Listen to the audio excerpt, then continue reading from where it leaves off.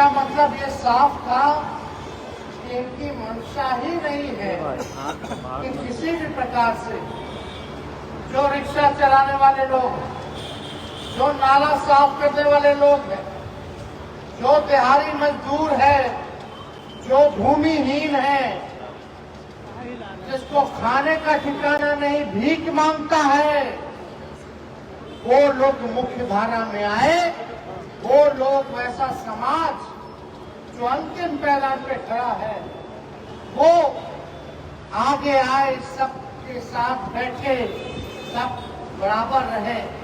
ये भाजपा के लोग नहीं चाहते। भाजपा के लोग ये चाहते हैं कि कचरा ढोने वाला जिस समाज में आता है, जिंदगी भर उसके आने वाली पीढ़ी नाला साफ करे, कचरा धोए।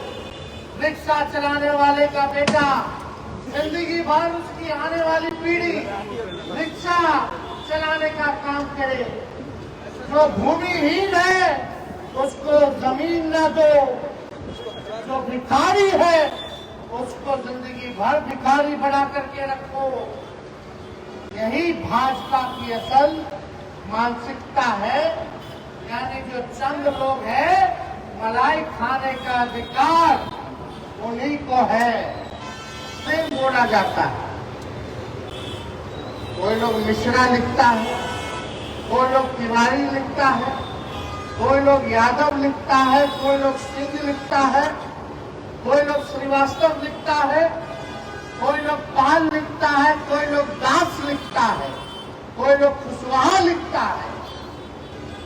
ये क्या तेजस्वी ने, लालू जी और राष्ट्रीय जनता दल ने बनाया?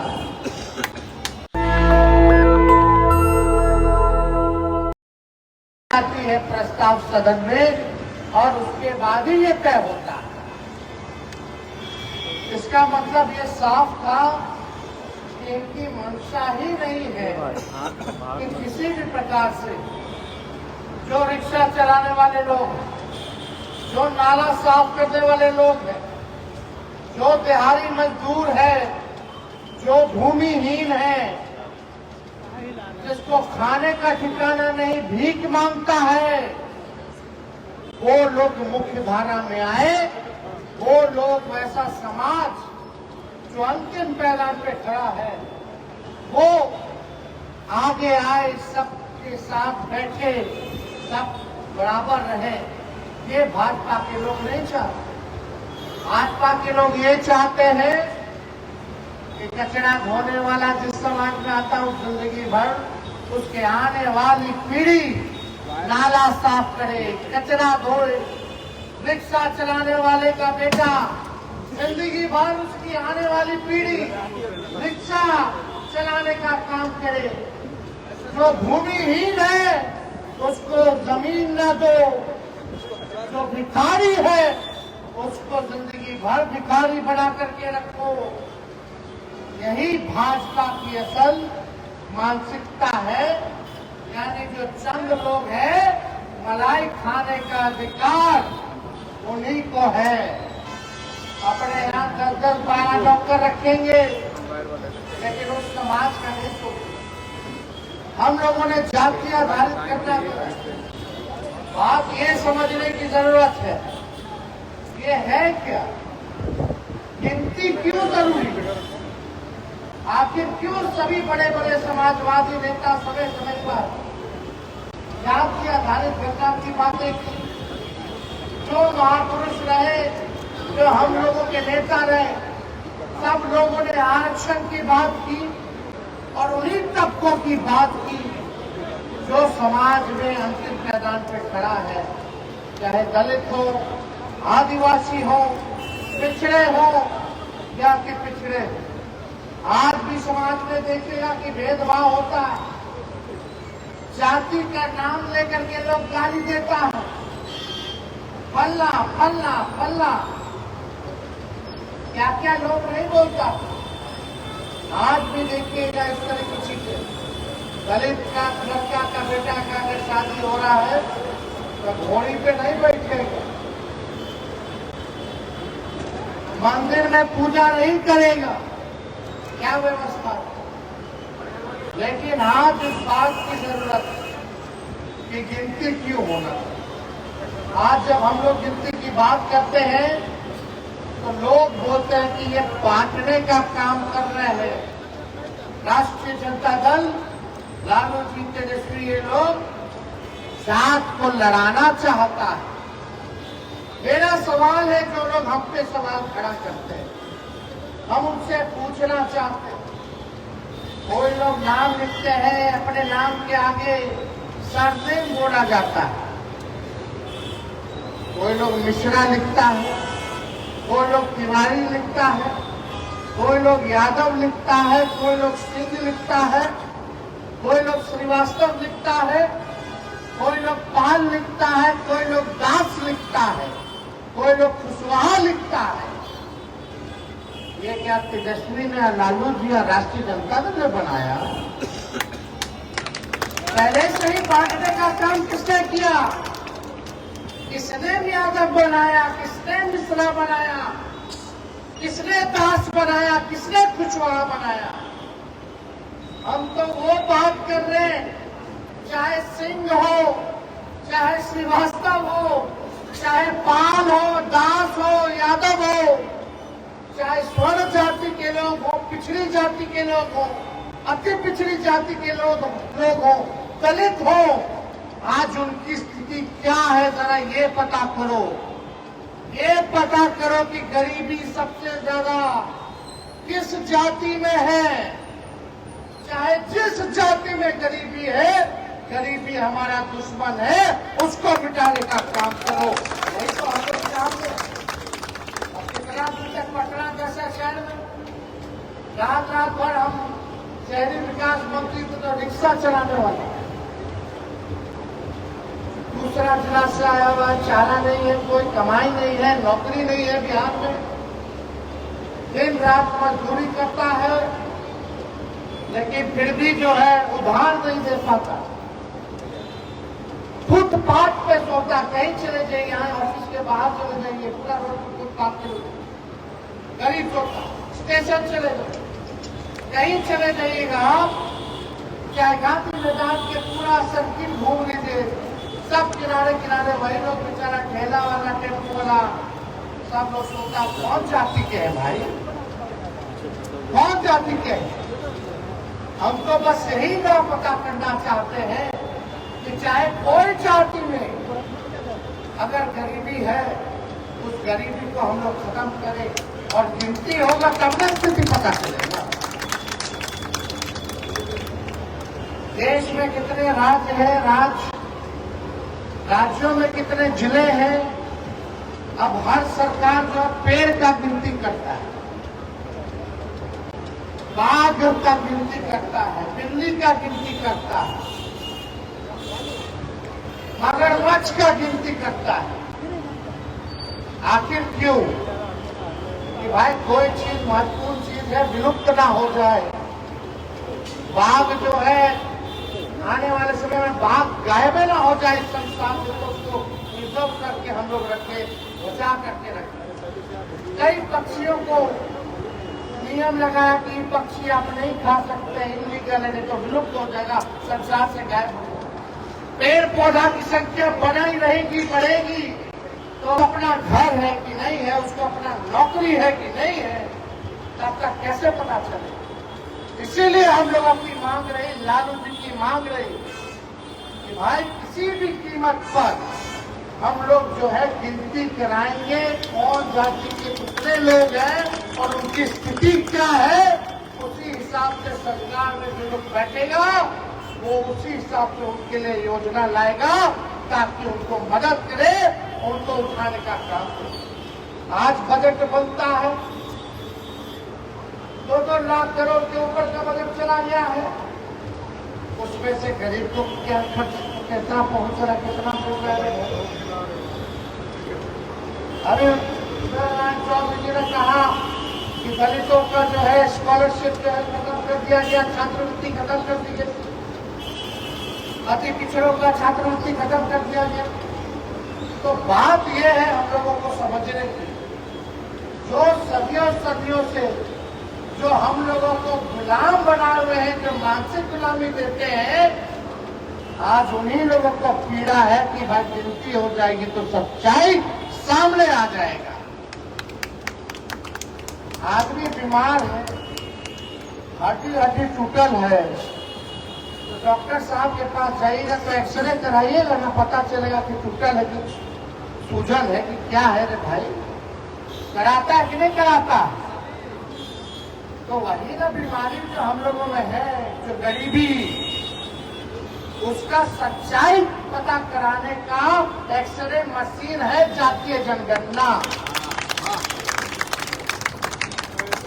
जब तक बीमारी का पता नहीं चलेगा तब तक कैसे काम होगा, कैसे स्वस्थ रहेगा लोग, है कि नहीं? पेट में दर्द है, दे दीजिएगा सर दर्द का दवा तो काम चलेगा। इसमें बुझा जाएगा कि भाई पेट में किसको दर्द है, कौन लंगड़ा रहा है, किसको जो है दिल का दिक्कत है, किसको लीवर का दिक्कत है, किसको फेफड़ा का दिक्कत है, इसमें सब बुझा जाएगा। इसीलिए हम लोगों ने देश में पहला ऐसा राज्य बना बिहार, जब हम 17 महीने उप मुख्यमंत्री रहे तो हम लोगों की लड़ाई थी, लालू जी सड़क से लेकर संसद तक लड़े, और हमको जब मौका मिला तो हम लोगों ने सबसे पहले बिहार में सरकार बनते ही जाति आधारित गणना हम लोगों ने कराने का काम किया।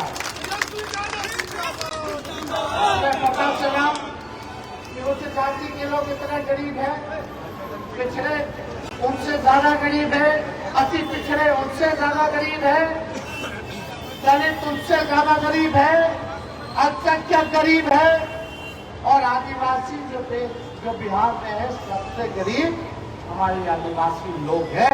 ये सारा सच्चाई जो है उसमें पता चला। उसमें ये भी पता चला कौन लोग भूमिहीन है, कौन लोग बेरोजगार है, कौन लोग भीख मांगता है, कौन समाज का है। तो हम लोगों ने इसके बाद निर्णय लिया कि भाई ऐसे लोगों को सरकार, हम लोग नियम लाए, कानून बनाए कि जो बेरोजगार है उसको 2 लाख रुपया का हम लोग आर्थिक मदद करेंगे ताकि अपने पैर पे खड़ा हो जाए। जिसके पास जमीन नहीं है उसको 1 लाख रुपया देंगे, और जिसके पास घर नहीं है बनाने का जमीन पर उसको 1,20,000 रुपया हम लोग दिलवाने का काम करेंगे, ताकि उन लोगों के पास काम हो और अपना छत हो, ताकि वो लोग आगे बढ़े। लेकिन इतने में हम लोगों ने तय किया कि ये भी नहीं, सरकारी नौकरी तेजस्वी ने 5 लाख 17 महीने में सरकारी नौकरी दिया। उसमें मान लीजिए आरक्षण पहले नहीं था, उतनी सीमा नहीं थी, 50 के अंतर था, तो फायदा उतना हुआ। फिर हम लोगों ने तय किया और बहाली निकलेगी, 3 लाख और प्रक्रिया अधिक कराए, उस नौकरी को और बढ़ाए, और 3 लाख यानी 8 लाख लोग को नौकरी देंगे, तो 3 लाख को और बढ़ाए।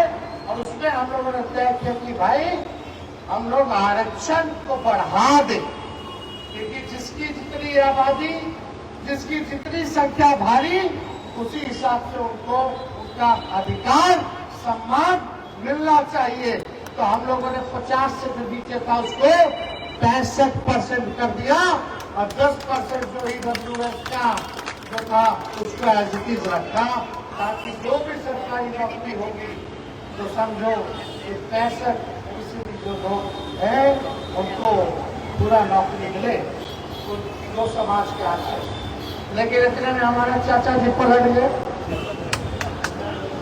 हम लोग नौकरी दे रहे थे, मानदेय बढ़ा रहे थे, जाति आधारित गणना करा रहे थे, आरक्षण बढ़ा रहे थे, सारा काम कर रहे थे, लेकिन वो पलट गए।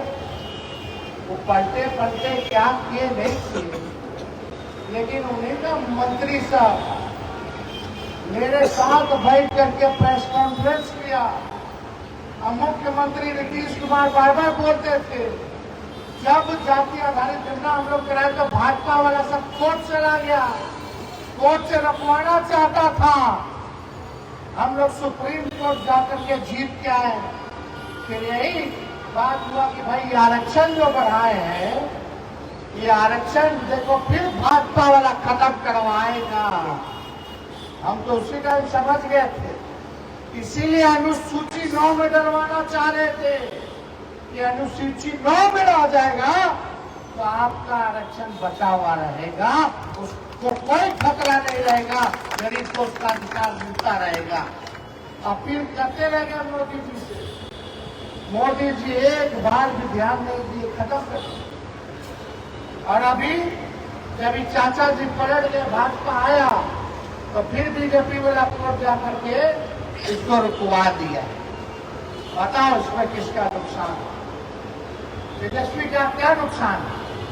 ये तेजस्वी का नुकसान नहीं है, ये पीड़ित शोषित समाज, जो कमजोर वर्ग, जो समाज के अंतिम मैदान पे खड़ा जो समाज है, पिछड़ा समाज, अति पिछड़ा समाज, दलित समाज, आदिवासी समाज, जो गरीब है, जो ठेला ढोने वाले हैं, जो लोग रिक्शा चलाने वाले लोग हैं, जो लोग भीख मांगने वाले लोग हैं, जो जिनके पास भूमि नहीं है, भूमिहीन लोग हैं, ये नुकसान उन लोगों का है। हम आपके लिए लड़ाई लड़ रहे हैं।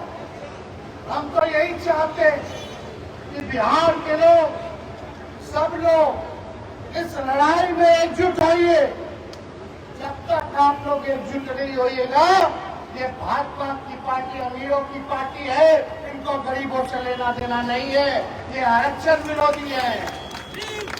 और भाजपा और आरक्षण का एक एजेंडा है कि संविधान को खत्म करो, संविधान को खत्म करो और नागपुरिया कानून को लागू करो। संविधान खत्म हो जाएगा तो आरक्षण खत्म हो जाएगा। आज बड़ा दुख होता है, कई बार जो है अपने आप को जो लोग समाजवादी बोलते हैं, आज उनका चेहरा जो उजागर हो, बड़ा दुख है, पीड़ा होती है। हम तो सम्मान देते हैं, चाचा बोलते हैं, लेकिन वो और उनकी पार्टी आज भी मुंह में दही कमा के बैठे, एक बार भी उनके लिए आवाज नहीं उठाए। आज उनके बदौलत अगर भारत में सरकार चल रही है, उनके पार्टी के लोग मंत्री हैं भारत सरकार में, अगर भाजपा ने मना कर दिया आज जातीय जनगणना कराने से, 9वीं अनुसूची में बिहार का आरक्षण को डालने से, तो जितना बड़ा दोषी भाजपा है उतना बड़ा दोषी नीतीश कुमार जी। हर एनडीए की सरकार चुप्पी साध यहाँ बता लेटरल एंट्री करा दिया। जो गरीब है, पिछड़े समाज के, अति पिछड़े समाज के, दलित समाज के, उनको तो भिखारी बनाना चाहता है। लेकिन कोई लोग अगर मेहनत करके पढ़ ले, आईपीएस का तैयारी करा ले, आईएएस का तैयारी करा ले, तो उसको भी ये लोग नहीं घुसने देना चाहते। अभी 45 को पद निकाल दिया आईएएस आईपीएस का, बिना आरक्षण को लागू किए हुए, बिना परीक्षा को लिए हुए। उसको कहते हैं लेटरल। लेटरल करके लेटरल एंट्री के बहाने कोई परीक्षा नहीं होगा, ये आईएएस आईपीएस बनेगा तो यूपीएससी क्या करेगा? उसका परीक्षा है, नियम है, कुछ सिविल सर्विसेज के लिए तैयारी होती है। जो दिन रात मेहनत करके आईएएस आईपीएस बनना चाहता है, उनका क्या होगा, ये सोचने की जरूरत है। ये कृषि विभाग में एकल पद के बहाने आरक्षण को खत्म कर दिया है भाजपा के लोगों ने। और दुख की बात है कि कृषि मंत्री अपने आप को ओबीसी कहते हैं भारत सरकार के। मोदी जी पिछड़ा कहते हैं, और फिर बोलते हैं अभी इंटरव्यू में चुनाव में, तो नारायण चौधरी जी ने बोला कि हम तो इंसान है, ये नहीं है, हम तो भगवान के रूप। ये बात बोलने वाला व्यक्ति, तो आप लोग सब लोगों को ये हम लोग कह रहे हैं कि एकजुट होइए और लड़ाई लड़िए अपने अधिकार को जानिए। कहावत है ना, जो सोवत है वो खोवत है। सोए रहोगे तो खोते रहोगे, कुछ होना न जाना नहीं है। जो आज थोड़ा बहुत कई लोगों के कुर्बानियों के बाद, संघर्षों के बाद, हमारे समाजवादी नेताओं के संघर्ष के बाद, लालू जी के संघर्ष के बाद जो कुछ भी सम्मान मिला है, आवाज मिला है, लालू जी ने दिया है, वो भी लोग छीन लेगा। इसलिए आप लोग सब लोग एक होइए। हम लोग किसी का बुरा नहीं चाहते, हम सबको साथ लेकर के चलना चाहते हैं, चाहे कोई जात के, कोई धर्म के हो। लेकिन अगर किसी समाज के साथ अगर कोई अन्याय कर रहा हो तो हम लोगों का खड़ा होना भी, उनकी रक्षा करना भी, उनकी लड़ाई लड़ने का भी पद हम लोगों के ऊपर आता है। और उस दायित्व को निभाने के लिए तेजस्वी पीछे हटने वाला नहीं, उनकी लड़ाई में सबसे आगे मिलेगा। इसलिए आप सब लोग आए हैं, हम लोगों का ये लड़ाई है कि भाई इस काम को जो है हम लोग करें, जन जन तक जो है अपने विचार को जो हम लोगों ने चर्चा की उसको जन जन तक आप लोग पहुंचाने का काम करें। बहुत तरह का साजिश चलेगा, चुनाव होगा, क्या होगा, ये है वो है। दिन भर हम लोग तो गालियां खाते हैं, और जितना गाली देता है उतना मजबूत होते हैं। तो जितना जिसको गाली देना हो हमको दो, हम गाली खाने के लिए तैयार हैं, लेकिन इस लड़ाई को छोड़ने के लिए तैयार नहीं है। लड़ेंगे जब तक आपको अधिकार नहीं मिल जाता। तेजस्वी की एक और लड़ाई है, हम चाहते कोई ऐसा नौजवान ना रहे बेरोजगार जिसके हाथ जो है खाली रहे।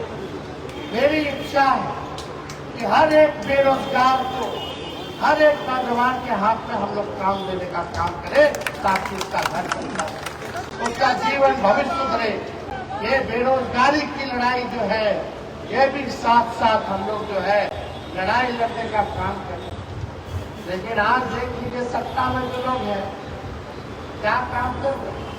तेजस्वी के जाने के बाद बता दो एक नौकरी दिया हो तो कितना दिन हो गया इस सरकार में?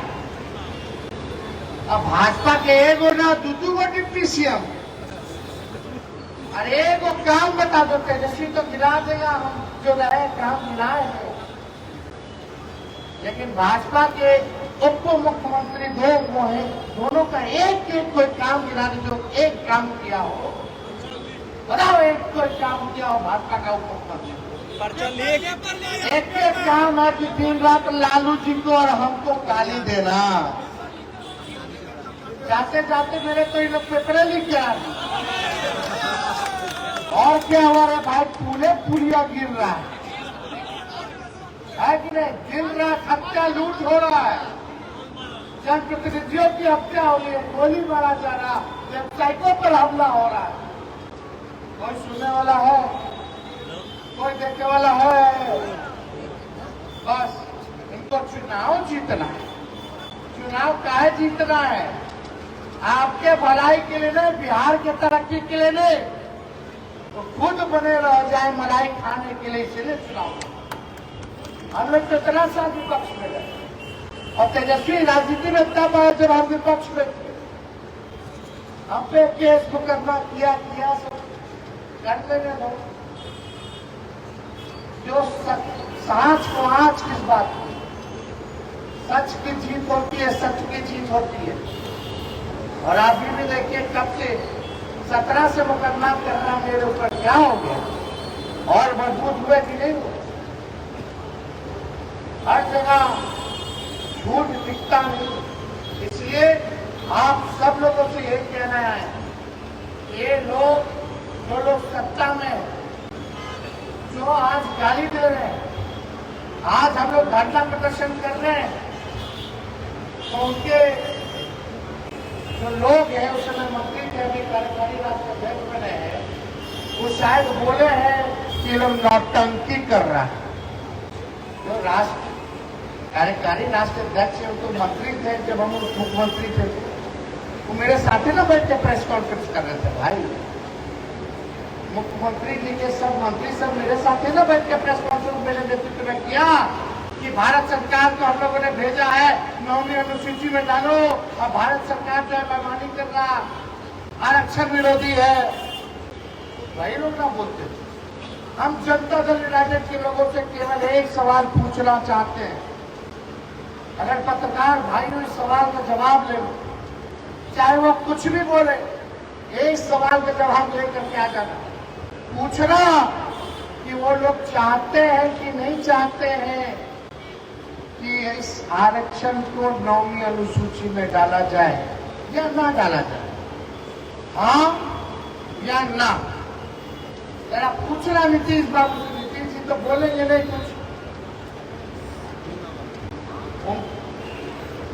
उनका तो अभियान उनसे चल नहीं रहा, जो उनके पास आस पास सबसे बेचा सब बैठा हुआ है, वही बिहार चला रहा है, वही दिन रात पुल गिरा रहा है, पुलिया गिरा रहा है, ट्रेन के एक्सीडेंट करा रहा है, पेपर लीक करा रहा है।